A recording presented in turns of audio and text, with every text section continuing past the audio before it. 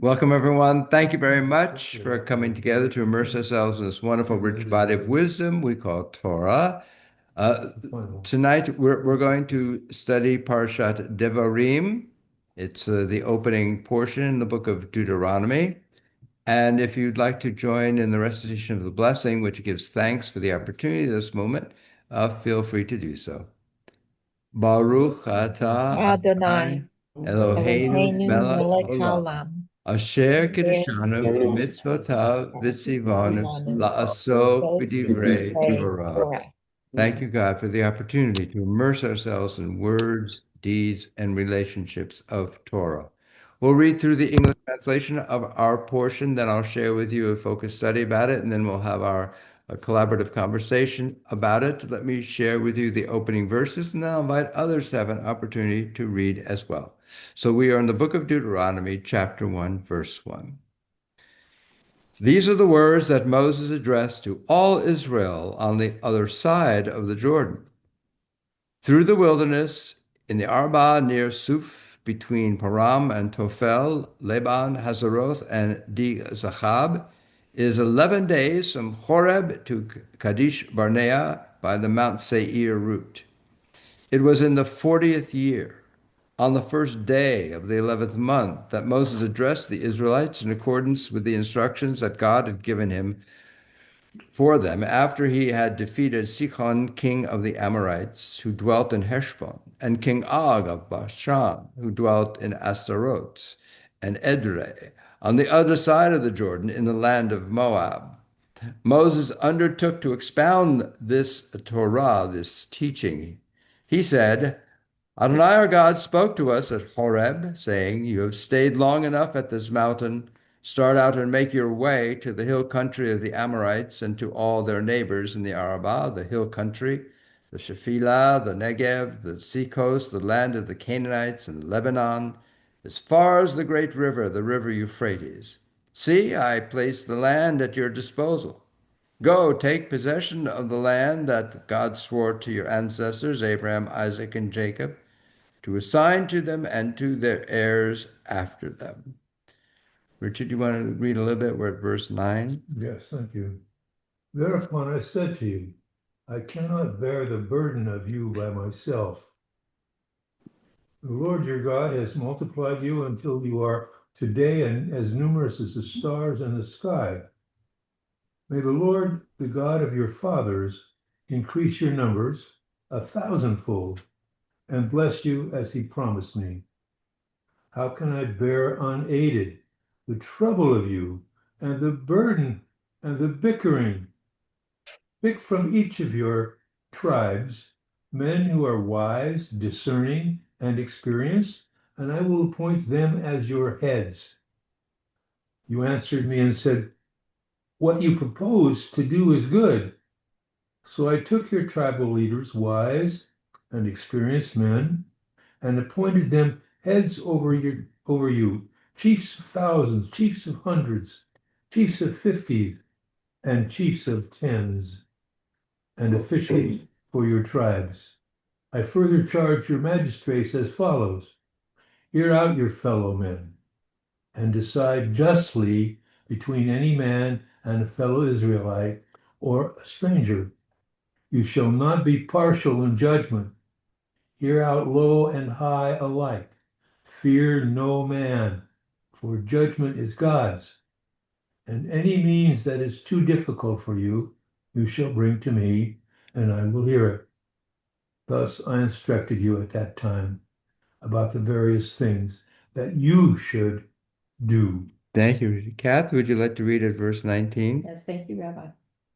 We set out from Horeb and traveled the great and terrible wilderness that you saw, along the road to the hill country of the Amorites, as Yah our God had commanded us.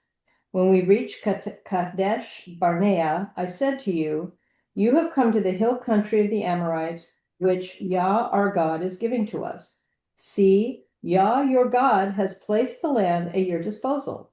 Go up, take possession, as Yah, the God of your fathers, promised you. Fear not and be not dismayed. Then all of you came to me and said, Let us send men ahead to reconnoiter the land for us and bring back word on the route we shall follow and the cities we shall come to. I approved of the plan, and so I selected 12 of your men, one from each tribe. They made for the hill country, came to the Wadi Eshkol, and spied it out. They took some of the fruit of the land with them and brought it down to us, and they gave us this report. It is a good land that Yah, our God, is giving to us. Yet you refused to go up and flouted the command of Yah, your God. You sulked in your tents and said, it is because Yah hates us that he brought us out of the land of Egypt to hand us over to the Amorites to wipe us out.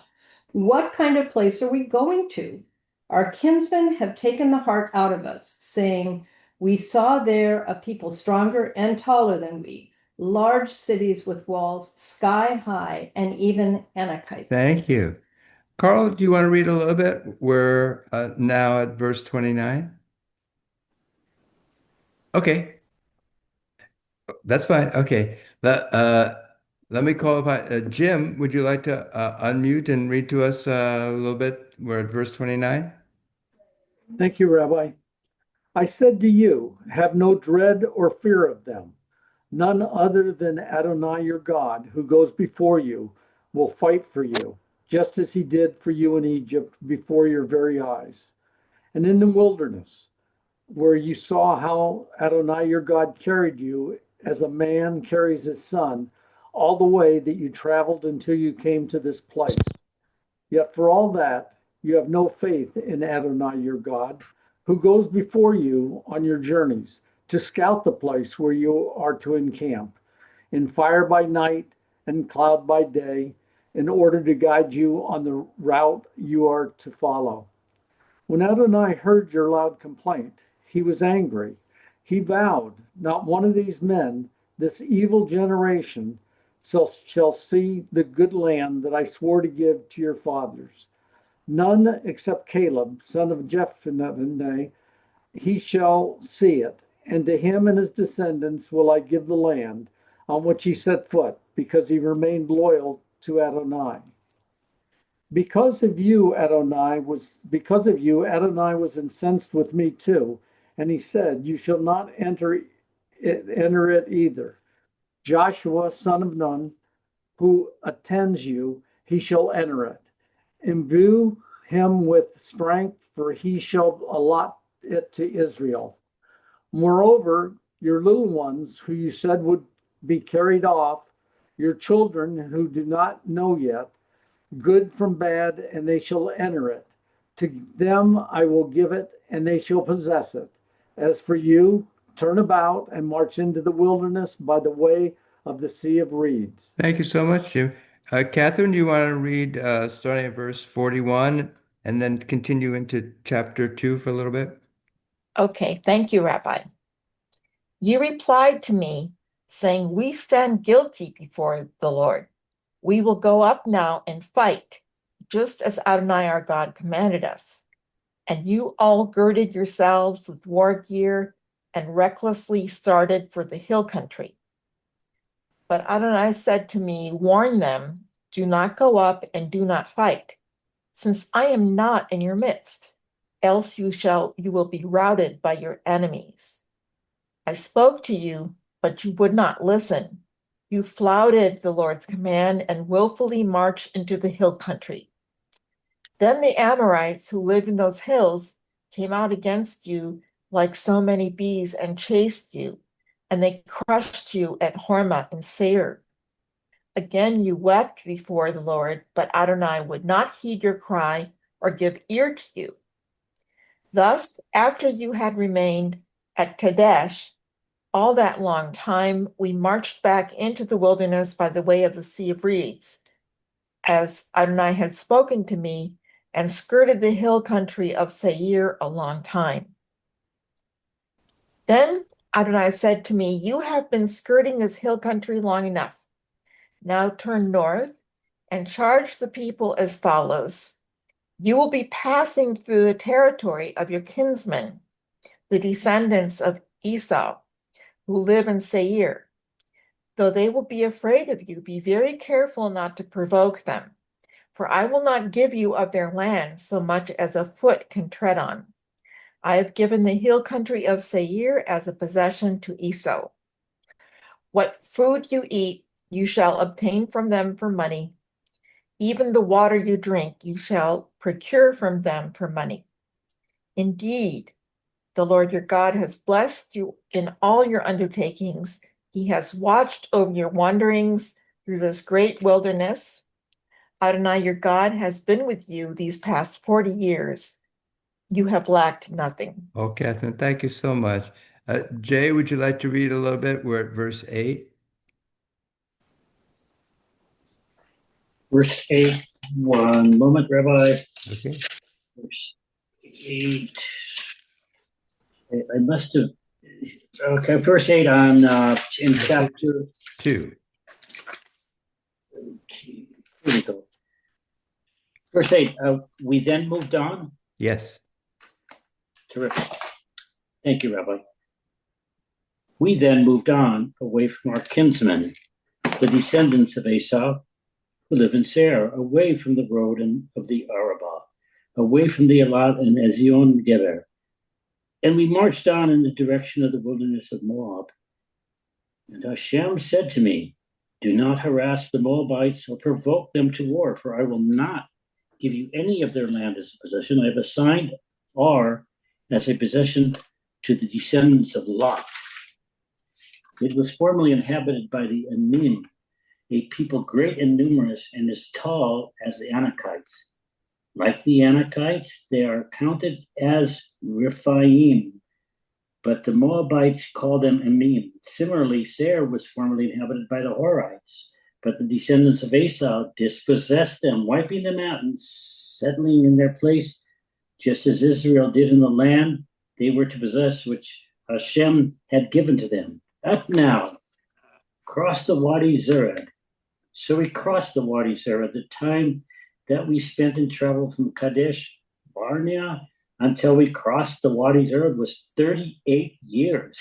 Until that whole generation of warriors had perished from the camp, as Yud-Heh-Vav had sworn concerning them. Indeed, the hand of Adonai struck them to rip them out from the camp to the last man. When all the warriors among the people had died off, Yud-Heh-Vav spoke to me, saying, you are now passing through the territory of Moab, through Ar. You will then be close to the Ammonites. Do not harass them or start a fight with them, for I will not give any part of the land of the Ammonites to you as a possession. I have assigned it as a possession to the descendants of Lot. It too counted as Rephaim country. It was formerly inhabited by Rephaim, whom the Ammonites call Zamzumi, a people great and numerous and as tall as the Anakites. Hashem wiped them out so that the Ammonites dispossessed them and settled in their place, as he did for the descendants of Esau who live in Seir. When he wiped out the Horites before them so that they dispossessed them and settled in their place, as is still the case, so too with the Avim, who dwelt in villages in the vicinity of Gaza, the Kaphtorim, who came from Crete, wiped them out and settled in their place. Thank you so much. Margot, would you like to read a little bit? We're at verse 24. Did you call Marco? I did. Oh, thank you. Verse 26. 24, yes. Then I saw from the wilderness to We're up Kedemah. at 24. Did I skip a page? Oh, okay. Sorry. Up, step out across the wadi of Amasar. I give you your power. I give you your power, Sheom, the Ammonites, the king of Heshbon, and his land. Begin the occupation, engaging him in battle. This day I begin to put the dread and fear of you upon the people everywhere under the heavens, so that they shall tremble before you and quake because of you whenever they hear your mentions. Okay, now Then I sent messengers out from the wilderness of Kedeshma to the king Shihon of Heshbon with the offer of peace, of a peace as of peace as follows: Let me pass through your country. I will keep strictly to the highways, turning neither to the right nor to the left. When what food I eat, you will supply for money, and what water I drink, you will furnish for money. Just let me pass through. As the descendants of Esau who dwell in Seir, and for me, as the descendants of Esau who dwell in Seir did for me, and the Moabites who as well, that I may cross the Jordan into the land that the Lord God is giving. But the king Shihon of Heshbon refused to let me pass through because the Lord had stiffened his will and hardened his heart, in order to deliver them into your power, as is now the case. And the Lord said to me, See, I begin by placing Shihon and his land at your disposal. Begin the occupation. Take the possession of the land. Shihon with all his men took the field against us at Jahaz, and I, the Lord your God, delivered him to you, and we defeated him and his sons and all his men. At that time, we captured all his towns, and we doomed every town, men, women, children, say, leaving no survivors. We retained as booty only the cattle and the spoils of the cattle that we captured from on the edge of the Arnon Valley, including the towns in the valley itself. For Gilead, not a city was too mighty for us. The Lord our God delivered everything to us, but you did not encroach upon the land of the Ammonites. And all along the Wadi Labak, and the towns on the hill country, just as the Lord our God had commanded. Thank you, Margot. And now, Justin and Linda, would you read a little bit? We're at the very start of chapter 3. Thank you. Thank you, Rabbi. Thank you. Verse 33. We're at chapter 3. Yes, chapter 3. So sorry.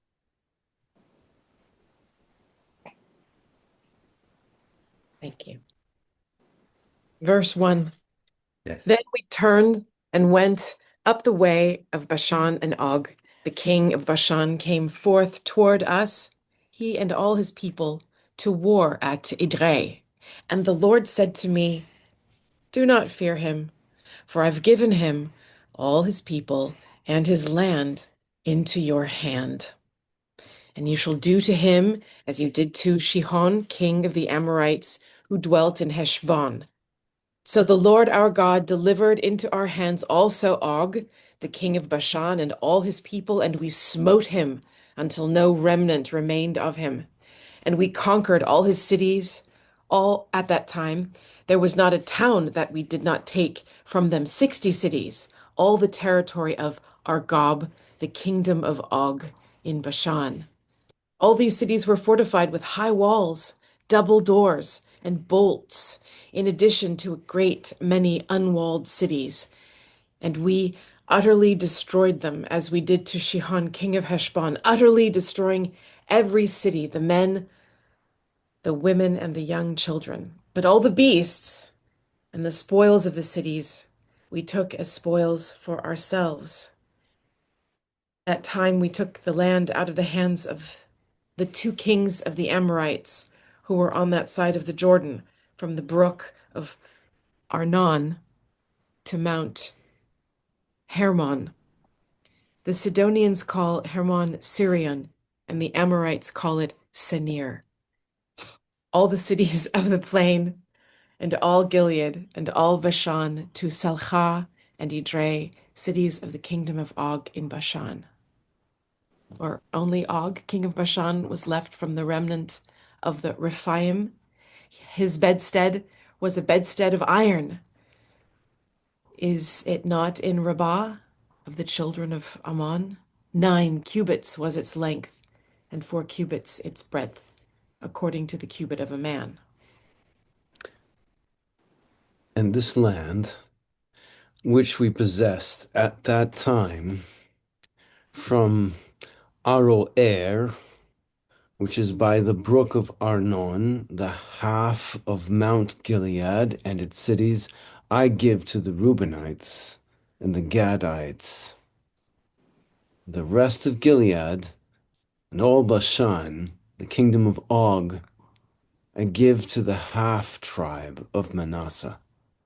All the territory of Argob, all of Bashan, that is called the land of Rephaim.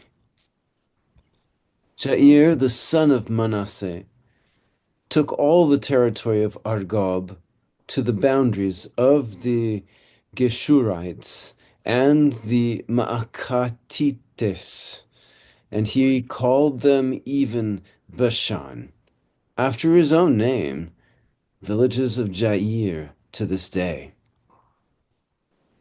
And to Machir I gave Gilead. And to the Reubenites and to the Gadites I gave from Gilead to the brook of Arnon, the midst of the brook to the border, until the brook of Jabbok, which is the boundary of the children of Ammon. The plain, the Jordan, and the border thereof, from Kinneret to the sea of the plain of the Sea of Salt, under the waterfalls of Pisgah eastward. And I commanded you at that time, saying, the Lord your God has given you this land to possess it. Pass over armed before your brothers, the children of Israel, all who are warriors. But your wives, your young children, and your cattle, your cattle, for I know that you have much cattle, shall dwell in your cities, which I have given you, until the Lord has given rest to your brothers, just as he did for you, and until they possess the land which the Lord your God is giving them on this other side of the Jordan. Then every man shall return to his possession, which I have given to you. And I commanded Joshua at that time, saying, your eyes have seen all that the Lord your God has done to these 2 kings. So will the Lord do to all the kingdoms through which you pass. Do not fear them, for it is the Lord your God who is fighting with for you. Thank you. Thank you so much. And thank you, Evan. That is our Torah portion that we're studying this evening, Parshat Devarim. And I'd like to share with you a bit of focused study about it, and then we'll have our collaborative conversation about it. If you have a copy of the study sheet I sent out, I invite you to take it out at this time. You know, in the next portion, Et Hanan, in just a chapter down the road, hi, Joni, welcome. In just a chapter down the road, we're going to read a verse that is one that is recited whenever we lift up the Torah scroll and take it out of the ark, and we lift it up before the whole congregation, and we sing, V'zot ha-Torah asher sam Moshe. This is the Torah that Moses set before the Israelites. And so this year, when I recognized that that's a verse that we're going to be reading in the next portion, and it stirred in me the visual drama that is the Torah service in a synagogue, holding up that Torah and saying, "This is the Torah that Moses set before the Israelites." It got me thinking, well, what exactly is that Torah that Moses set before the Israelites? Because when we come across it in Parshat Ve'etchanan, it immediately will follow. What immediately follows after this verse is a set of rules and decrees and instructions. So is it just limited to that, uh, which is the Torah that is being set before the Israelites, a set of rules and decrees? If that's the case, why do we lift up the whole Torah scroll and sing this verse? That would indicate that everything that's in that scroll, all those stories and the narratives and the adventures and the pitfalls and the failings and as well as the strengths and heroism of these characters is also part of the Torah. So it got me thinking, well, what constitutes the Torah that Moses is saying that this is what you need to carry with you throughout your lives? And then I thought about how this week's Torah, this Torah portion that we've just studied, Parshat Devarim, opens because as a prologue to Moses saying, "This is the Torah, this is it," are 10 instances where Moses is recounting part of the story, some of the narrative line that has describing how the Israelites got to this moment. And 10 of those that he's referring to, the way he describes them in Parshat Devarim is different than how we read them previously. So I'm not going to go into detail about how his descriptions vary from the way they were written in one of the earlier books. They're described in one of the earlier books, but on the sheet here, I give you those 10. The name of the mountain of God, how the court system was developed, uh, how the scouts that were going to explore the promised land, how they got appointed, what caused the Israelites to panic, which of the scouts that went into the promised land remained kind of faithful to God and did not panic, why Moses was punished and told he couldn't go into the promised land, the nature of the relationship with the Edomites, the relationship with Sichon, the relationship with Moab, and then the arrangement that Reuven and Gad had with Moses about the parceling out of land and their relationship with those who would cross over the Jordan River. So each of those, the way Moses is describing it, is different than the way it was described earlier in Torah. So what do we make of that? Do we make of the fact that we could take that, what would be called the academic approach, which is that, well, look, there were different editors involved and or different people wrote different parts of this and they just didn't quite have a good copy editor to like get it all cohered and get it all in accordance. And so there's going to be these differences. Well, that is one way of approaching it. The way it struck me as someone who was coming from off of a vacation. And part of vacation is to leave certain things behind, to leave, to erase, if you will, part of my life and my experiences and stresses and responsibilities in order to engage in a level of play. And that level of play is designed not to be frivolous in a negative sense, it's designed to be restorative and to add new possibilities. So I was reading all this material in that mode of vacation. And I want to explore that notion of what it means to vacate, to empty out some text, some pre-existing narrative, and to begin to provide a different point of view, different possibilities, different perspectives, different tellings. So, if you'd like to turn over on the study sheet, I want to go over some notions that we see cropping up in Oriental art and literature that perhaps can give us some greater insight. And I say that with the acknowledgement that oftentimes we live currently in the Occident, in the West, and the land of Israel is part of the Orient. And I remember my first year in rabbinic school, and we're studying in Jerusalem. And the first day, the dean of the Jerusalem school gets up and says, "Well, now that you're here in the Orient, you need to be oriented." So that was his pun. It got me to thinking about that there is a difference in culture and a difference in perspective that develops within the Occident and that within the Orient. And this material that we're reading evolves out of an Oriental culture and world. So there is in Japanese art this notion of yohaku nobi, which can be translated as the space that's left empty or the beauty of the remaining white.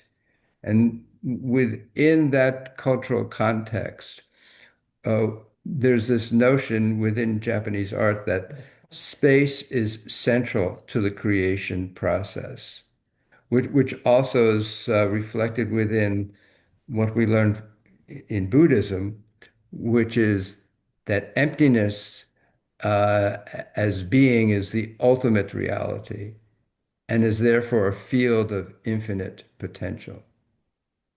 So I want to explore this notion about emptiness and potential and the importance of having space. And I have on the study sheet an excerpt from the Tao Te Ching, which is a tribute to Lao Tzu. And that portion reads, 30 spokes unite around one hub to make a wheel. It is the presence of the empty space that gives the function of a vehicle. Clay is molded into a vessel. It is the empty space that gives function of a vessel. Doors and windows are chiseled out to make room. It is the empty space in the room that gives its function. Something substantial can be beneficial, while the emptiness of void is what can be utilized.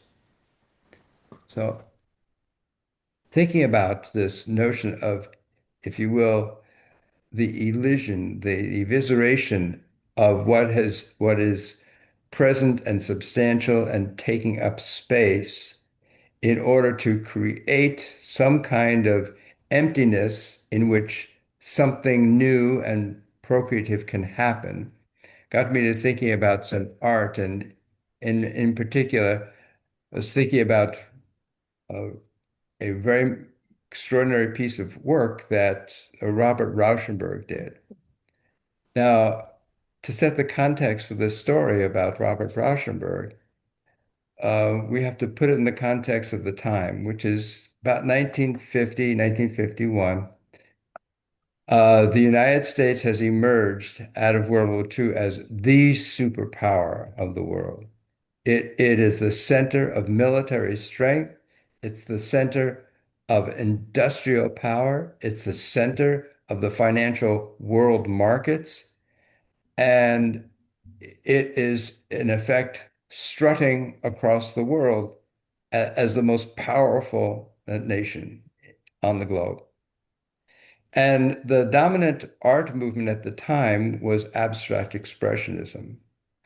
And there's a way in which the abstract expressionist movement was quite coherent with this whole cultural moment for the United States, which was to assert itself as breaking from the European hold on dominance and by rejecting the importance of painting representational figures.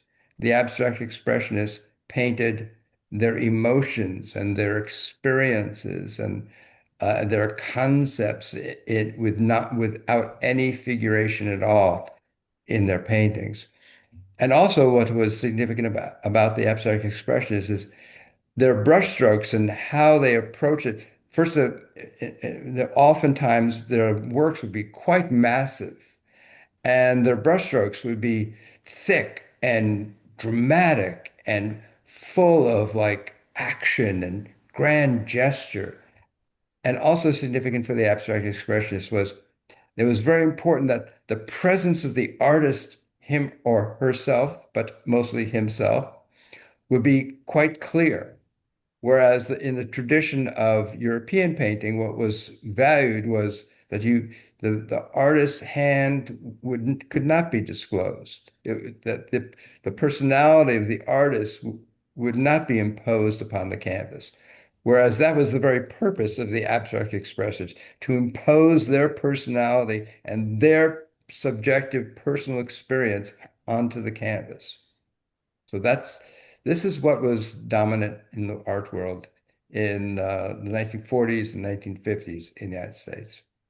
So along comes Robert Rauschenberg, born in 1925 in Port Arthur, Texas, born into a rather uh, poor, hardworking, conservative, and also religiously conservative family. He actually, his mother sewed all of his clothing. He didn't have a store-bought shirt until the day of his high school graduation. And initially, he wanted to go into, as his mother was very religious, he wanted to become a minister in the church. But he learned that his church uh, defined dancing as a sin. And Robert Rauschenberg liked to dance. So he said, well, I guess I won't be doing that. So he after high school he was drafted into the Navy, went into the Navy, and then during one of his leaves while serving in the Navy, he went to an art gallery, the Huntington Art Gallery in California, and that was the first time in his life he saw an oil painting in person. And he was thrilled and stunned by it. And he said, that's what I want to do. So when he got out of the Navy, he took the GI Bill and he went to art school, and then he studied in Paris for a little bit, and then he went to North Carolina and studied an art school there. And he was very drawn to drawing, and he was had this idea. He worked with John Cage, Merce Cunningham, and other artists in different fields, music and dance, who were exploring the nature of music and dance from a very different perspective. The atonal perspective, uh, moving with kind of rigorous and limited movement. And so in 1953, he's in New York. He's at that point, he's what, 20, if I get this right, 28 years old, something like that. And he goes and gets a bottle of whiskey and he goes and knocks on the door of Willem de Kooning. Now, Willem de Kooning at that time was the reigning master of abstract expressionism. And he was 21 years older than Rauschenberg. So you can imagine this young, up and new artist. He's approaching the grand master of the dominant art movement, not just in the United States, but at that point in the world. And he knocks on his door and he says to de Kooning, I would like to have one of your drawings, which was not an unusual thing for artists and who lived in a community to do, to share their works with one another.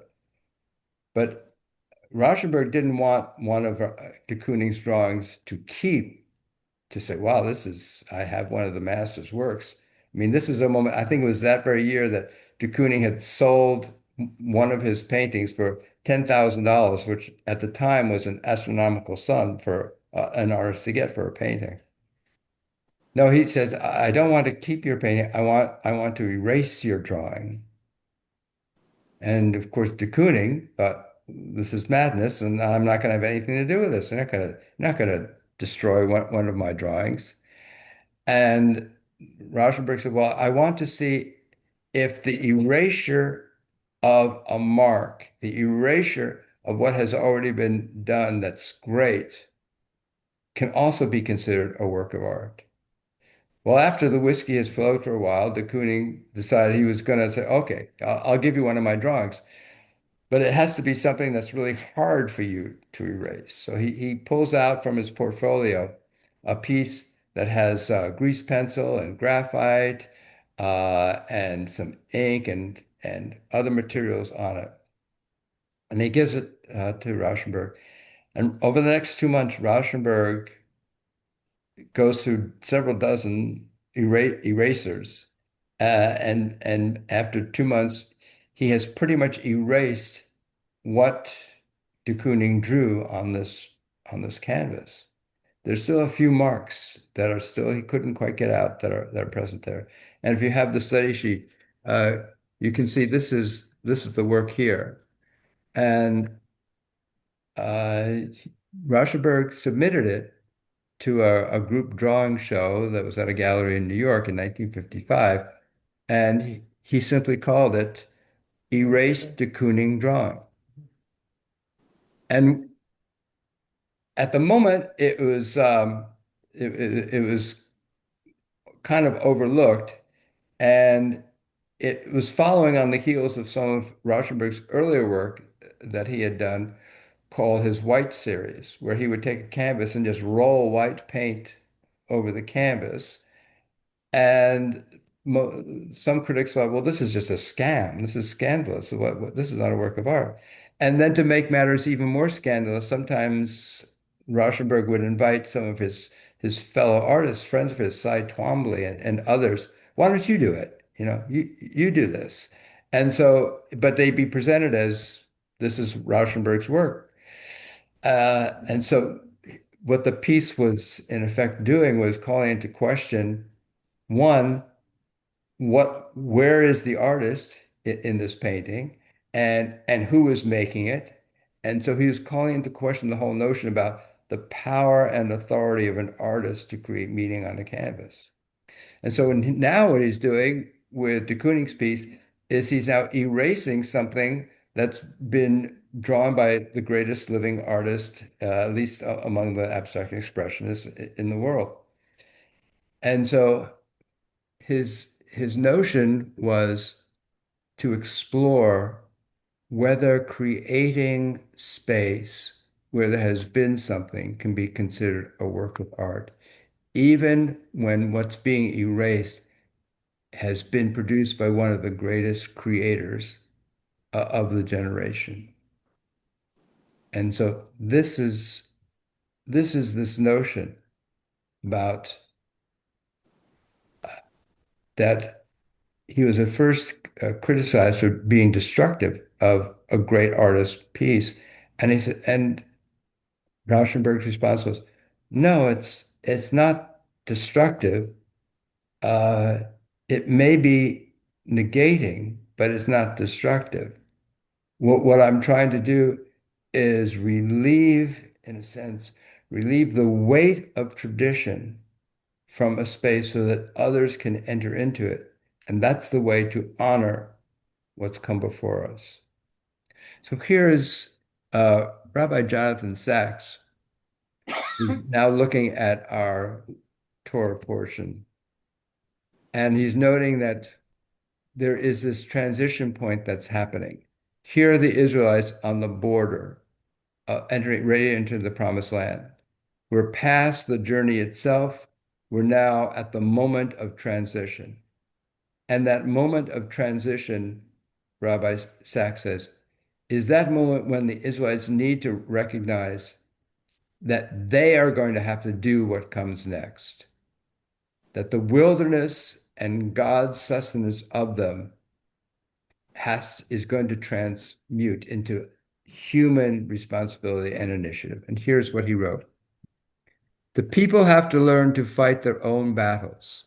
They must discover God is a force within rather than a force outside that fights their battles for them. They must discern the God who is close within the camp and not one who is distant, who performs miracles, liberates the Israelites, brings plagues against the Egyptians, sends the people water from a rock and food from heaven, and divides the sea for them. Deuteronomy marks the move from divine initiative to human responsibility.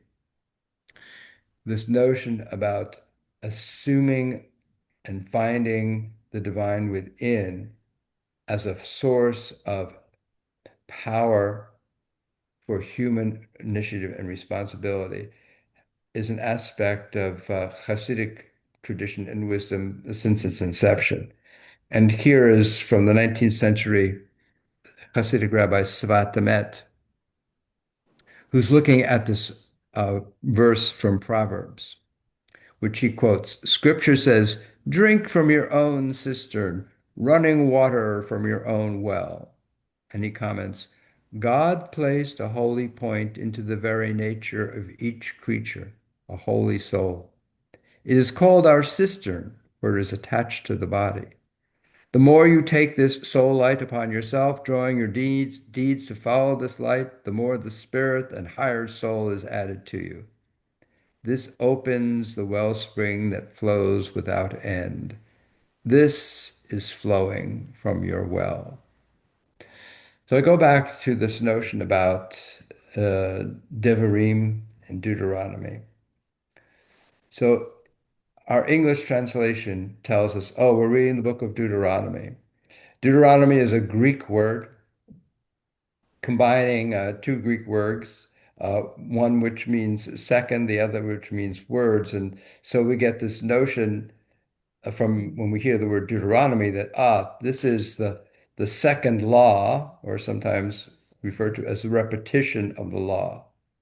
So when we hear Deuteronomy, we think, oh, we're going to be hearing a repetition of what we've already been taught.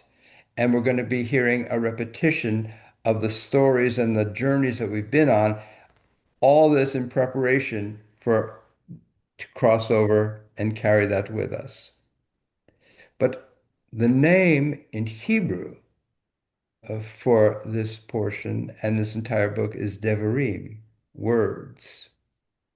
And that notion about words evokes how all of this got started in Parshat Bereshit, in the book of Genesis, where God speaks and things come into existence. So words have this dynamic, procreative power to them. But that's not the only thing that's significant about evoking Parshat Bereshit, Sefer Bereshit, which is that the very first word in Sefer Bereshit. Bereshit is a grammatically difficult word to understand. And it is a confounding word. It doesn't quite make any sense. And in fact, the great medieval commentator Rashi looks at this verse, Bereshit, bara Elohim, et hashamayim ve'et haaretz, and he says, this doesn't make any sense whatsoever. It's crying out, expound me.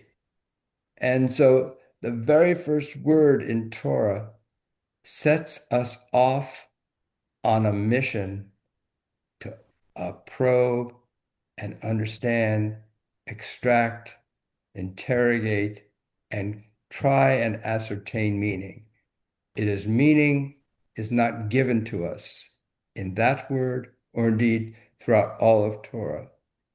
It is telling us that meaning requires the active participation of the reader. And indeed, I think that's what Rauschenberg was doing with his work as well. With his white paintings, he was saying, forget about the creator.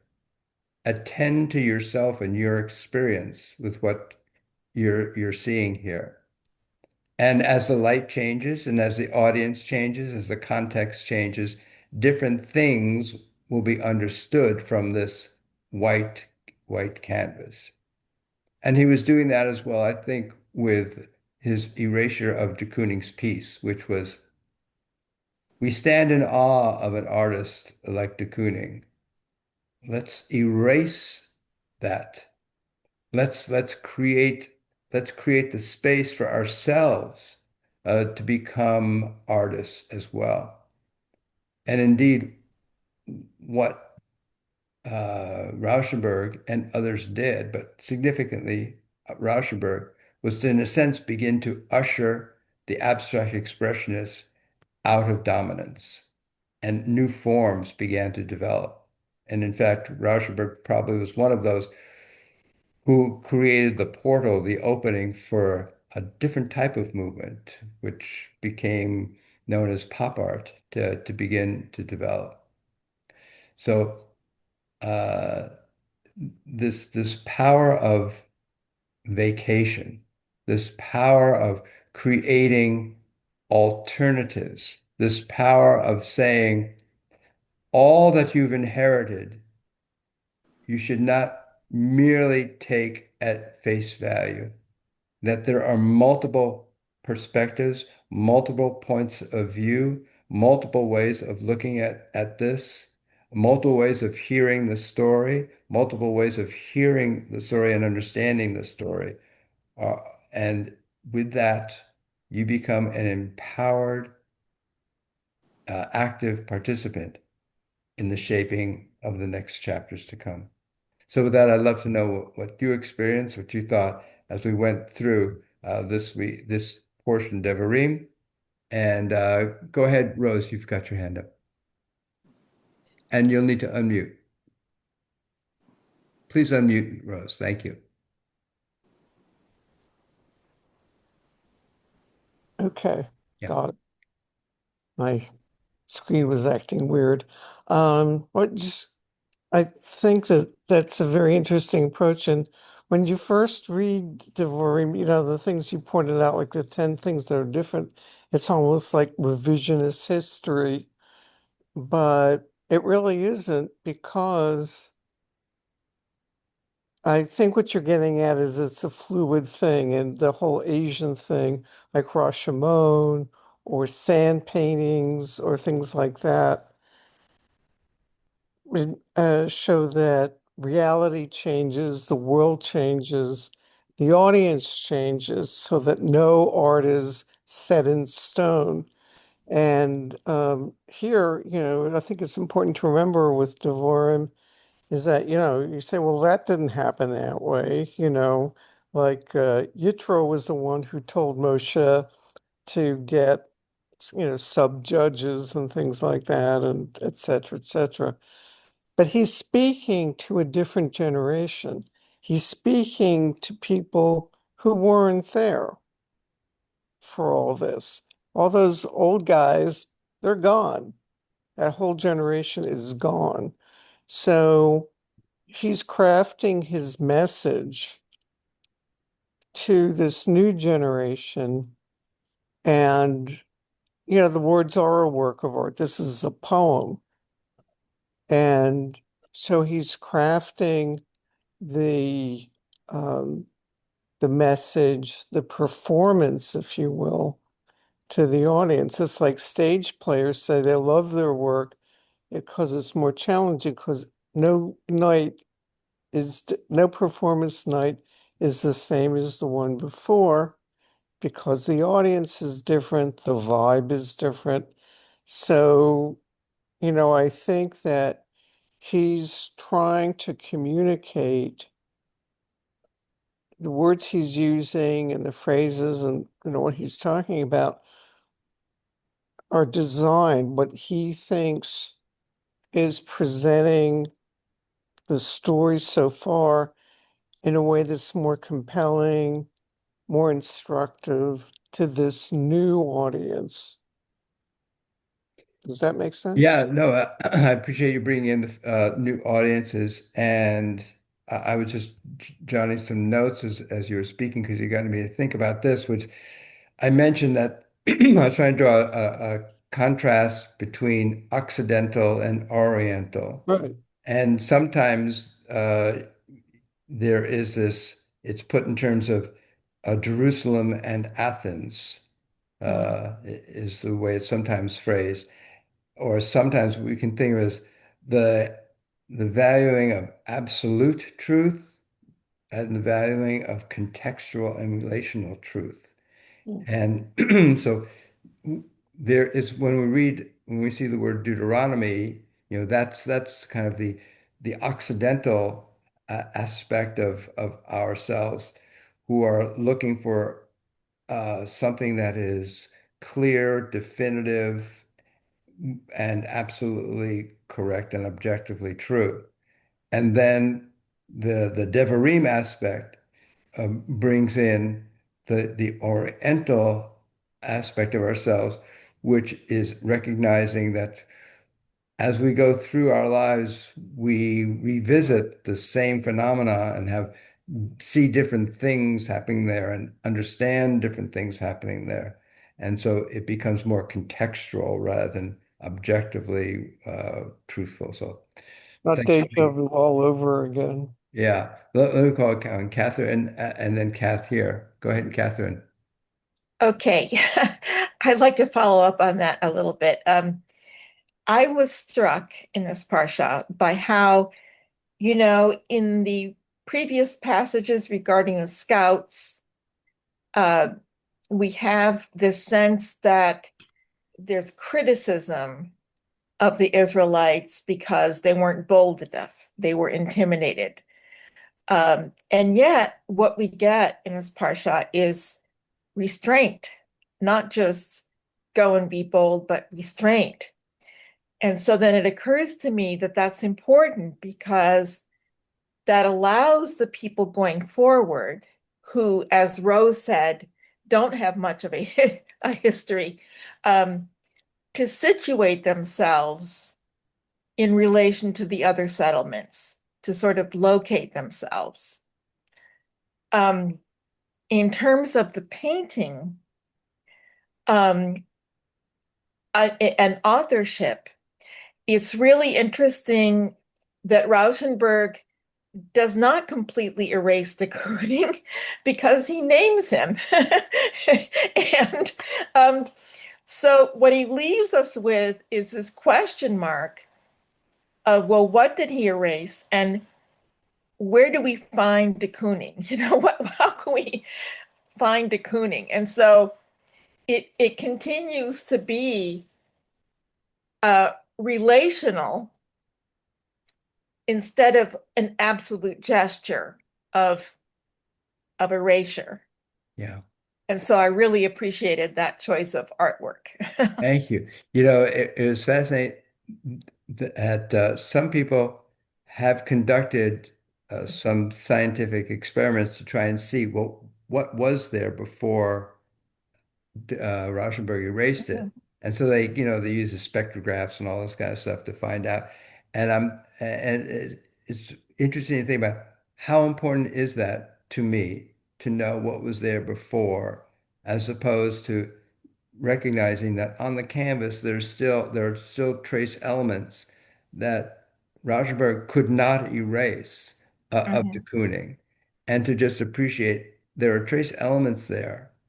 And I could imagine, maybe it's better for me just to try to imagine what was there rather than try to engage in this scientific discovery of what actually may have been. Let me go ahead, Kat. Thanks, Rabbi. The section that struck me that you mentioned under the 10 vacations is the punishment of Moses. Because I looked up the old one, because both in this chapter it says, because Yah was incensed with me too. He said, wait, is that the part? Mm-hmm. Yeah, there's previously Yah was angry at Moses for striking instead of touching, I believe. Right. And said, Yeah. because you did this, you're not going to go across. Right. But there are several mentions both here and also in the next chapter where Moses is saying, because of you guys, I don't get to go. Mm-hmm. Which I thought was fascinating because it's really a flip. And he's abdicating responsibility. He's saying it's your fault that I don't get to go, not I did this thing. I did the action. No one told me to do that action. I did that action. And Yah said, because of that, you don't get to go. Yeah. So I thought that was fascinating Uh-huh. as we were talking about some of these others where it's adding the responsibility to the people as they go across. You are now responsible, but Moses, who is the one who is supposed to be kind of the example, is abdicating the responsibility. Yeah. So here's a question. Which would you prefer to have as a leader going out? Uh, uh, would you rather have a leader with Moses say, "Look, it was all my fault that I'm not going into the promised land. I really screwed up." Or would you rather have would you rather have a leader who's saying, I really should have gone over there, but it's all because of you. Which would you The feel? first one, Hmm. not the one, not, I mean, I tend to be big on self-responsibility Okay. for actions. Okay. And I also think in Judaism, like, I think of that also when we're doing atonement. Yah knows what we did. We're atoning to the people that we have harmed. We're taking responsibility. And like in, for example, Catholicism, you say your Hail Marys and you're Our Fathers, and you're cleaned out of, you're cleared of what you did. And so I've always taught with Judaism, there's a lot of self-responsibility for actions. Go ahead. And then I'll call Richard. Yeah, go ahead. Joni. This is the last thing that I wanted to be commenting about, but it isn't that it was, I don't want to use the word original sin. It wasn't originally Moses, he didn't act in isolation. He was responding to the behavior of the people. I know. So the buck stops here. How far do you go back?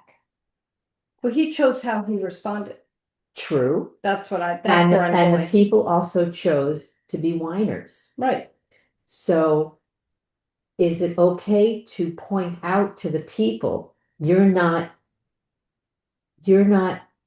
what's the word? I mean, you're part of this as well. It's not blame, but we're all in this together, rather than just pointing the finger at one person for that responsible act, but rather it was a tribal, that the people also have to, in learning, they would like maybe Moses to go, but for them to understand that it wasn't just this singular act, it was a group dynamic. And all of that group did not go across. Yeah. No, exactly. But Moses was the last person who didn't go across, Yeah. right? Everyone else was dead already. Let me call upon Richard here because we got a couple other people. But go I ahead. was just gonna say, I see it as a both and, I don't see it as an either or. Okay, great. Right. And Richard. First of all, it's not about hitting a rock with the stick. Right. It was about the loss of faith. Mhm. And the purpose of what you're pointing out here is that they're trying to drill into the people a faith such that they will have the power and the strength to take care of their enemies and are not relying on some power that's attached to them and leading them to do it for them. I'm not following you. Well, I don't how do understand you your win a war? pronouns. You win a war by being clever and have the right tools and a strong faith, in that brings your power, God power through you to accomplish this task. It's not about having a God that, in this articulation of it, Mhm. that goes out and does it for you. And how do you get a people to that point? Very difficult. Look at Israel now. Very difficult to do. But what and the myth about Jesus, about Moses in the myths of the Jews is that he went up to the mountain and God had a grave dug for him and he refused to get in it. He wrestled with God until his soul, she told him that God had wiped her tears and told her that she would lead the people. And with that, he breathed silently and went in and laid down. So it's the Shekinah, which is closer to love and nurturance, that leads the people. And how do we get that internalized so that out of love and understanding, we can do the kind of government that the spies were unable to assume. And so they said, no, we can't do it. They're too big for us. And it reminds me of something I wrote down in my diary after a week of Zen sitting. And it was simply, if I find my emptiness, when one finds one's emptiness, one becomes love's agent. If you get rid of ego and dominance and all that stuff, you can work with the other side without shooting a bullet, without anything other than diplomacy and understanding and nurturance, because we're all together. Whether that can happen, I don't know. But that's part of what this is telling us, that, oh, chill out. Or clean the slate, as Rauschenberg said. Pardon me? Clean the slate, as Rauschenberg said. Yeah, put a woman in charge. So let me call upon Jay, yeah, and then I'm going to begin to cohere our time together. Go ahead, Jay.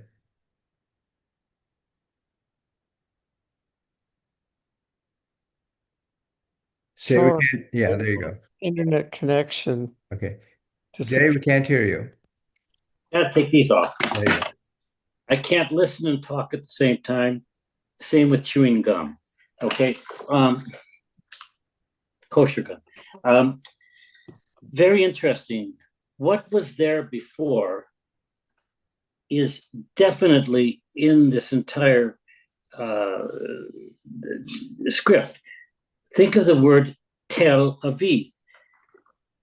Canaanite cities were built on tells, mounds atop the remains of prior settlements. They were often founded on natural hills. Their walls must have been looked sky high to people who had been living in the wilderness. In a similar fashion, an Assyrian inscription describes an Israelite city as reaching the sky. So there were things there before that feed our impression right now, and we can only imagine, what was there before. Essentially, it's a landfill, and you're building on top of it. So if there weren't this civilizations before, everyone would look normal. But they go in and they say, "Oh my God, these people look gigantic," and rather than erasure, it's a covering up of what was there before. So they didn't erase it, but they covered it up. Now you got to figure out what was underneath. That's all. Great. So this is what all of you have inspired me to understand better, which is that the way Torah began is the way it's ending, which is Torah began. You have this opening book, and it's going to be all about creation. And so, if one has never read it, one might think, what it's going to do is it's going to explain how things came into existence. It's going to explain why we're here. It's going to explain, how things work. And instead of providing, with its very first word, instead of providing a firm ground upon which we can build, what it does is it provides soft, shifting sands. And instead of providing certainty and clarity and clearing up all of our questions and our perplexities about the world, what it does primarily is it enhances our confoundment. It enhances our perplexities. It enhances our questioning rather than resolving our questioning. That's what Bereshit does. And in a sense, that is what Devarim is doing as well. One might think that the final book in this grand saga is now going to sum everything up. It's going to resolve all of the contradictions and questions. It's going to clarify everything. And instead, it starts off doing the exact opposite. It makes things, it introduces contradictions, it introduces ambiguities, it introduces different perspectives. And that is, in a sense, reminding us that's the way to march through the world. Not with absolute certainty, but it's when we embrace the ambiguities, the multiple voices that one can hear in any one situation. That's what opens us up to becoming powerful people who can become participants in creating meaning. So I want to thank each and every one of you for kind of clarifying that for me, helping me understand that even better, that the we're about to end the journey, and Torah's end takes us back to the beginning by reminding us that the dynamic of life involves ambiguities, conflicts, and contradictions. And that's our job, is to become participants in all of that. And so I want to thank each and every one of you for helping to build such a rich community, which values that notion that when we begin to embrace tradition, we do so not to become slaves to it, but to become contributors to it. So thank you all. God bless you all. I look forward to our next gathering. Be well. Thank you. Thank you, Rabbi. Bye, everybody. You know, in case